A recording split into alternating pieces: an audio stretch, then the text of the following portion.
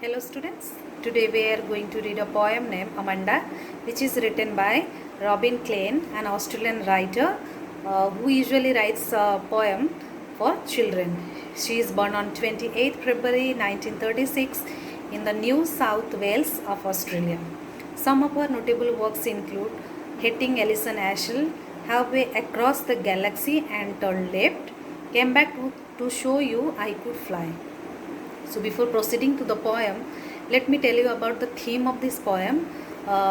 In this poem depicts about the state of mind of a little girl, and who is constantly instructed what to do, what not to do by her parents, especially her mother. So sometimes see you children also feel the same thing, that when your parents tell you something, instruct you something, that time you also feel sometimes awkward, and you also feel that as if my freedom is curtailed. So the same thing happened with Amanda, and let's see what happened to Amanda and how does she feel in this poem, which is described by the poet Robin Klein. So let's read the poem. Amanda. Do not bite your nails, Amanda.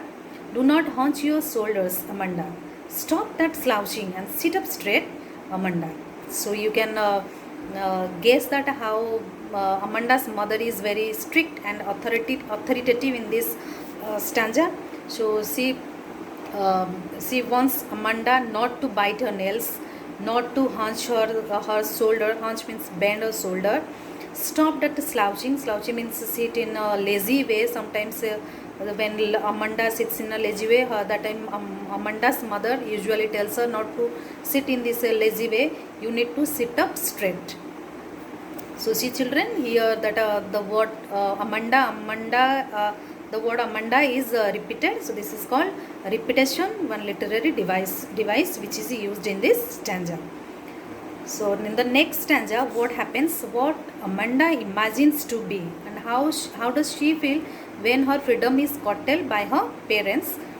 So there is a languid emerald sea where the sole inhabitant is me, a mermaid drifting blissfully.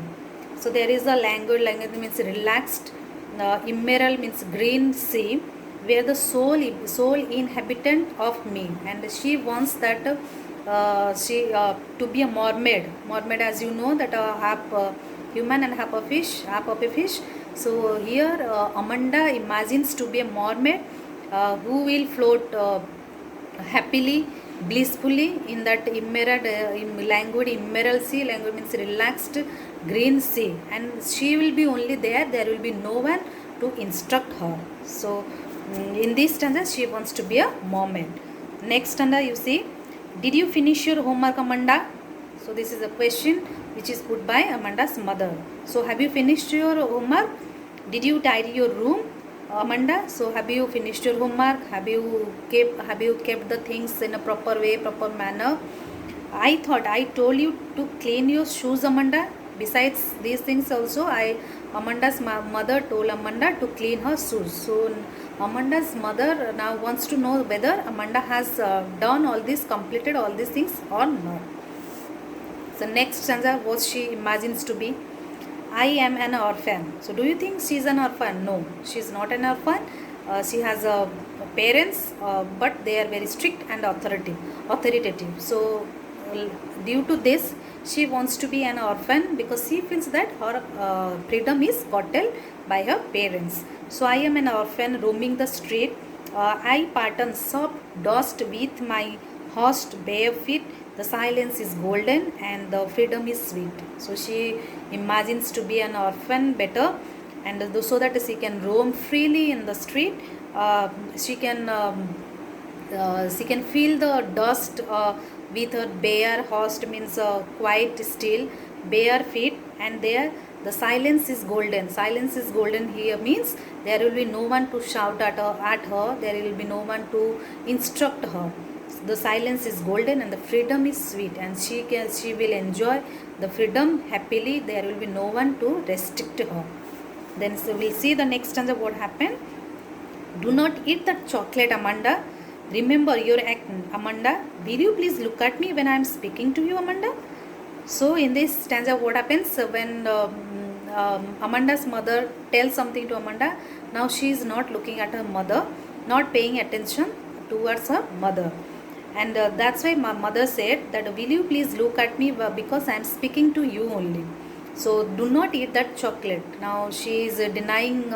She is telling Amanda that she should not take chocolate because it will create acne on her face, which can hamper her beauty. And will you please look at me? And she is also trying to tell her that while I am speaking to you, you should look at me instead of looking at somewhere else. Sometimes what happens that when our parents we are very angry and we do not want to look at our parents. So that thing, same thing happened with Amanda. Now she is not looking at the mother when she is instructing her. The next stanza we'll see that what she imagines next. I am Rapunzel. You might have heard the story of Rapunzel. I have not a care. Life in a tower is tranquil and rare. I will certainly never let down my bright hair. So now she wants to be a Rapunzel who will live in a tower in a calm, tranquil and rare. Tranquil means calm. There will be no one to disturb her. She will be alone there. She will enjoy freedom there. The next stanza we'll see what happens. Stop that sulking at once, Amanda.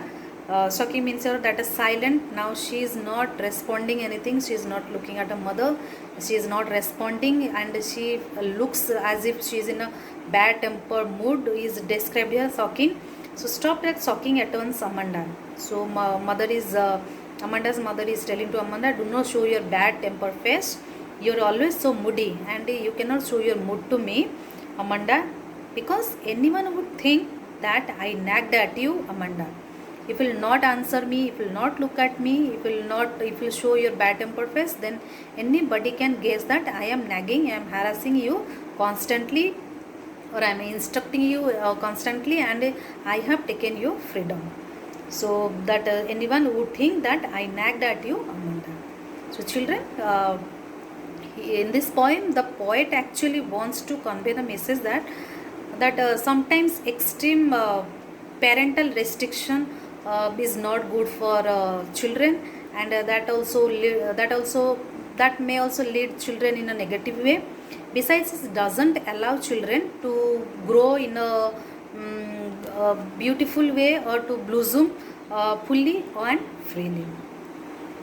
So here the poet has given emphasis on extreme parental restriction, which may lead to a destruction of a child.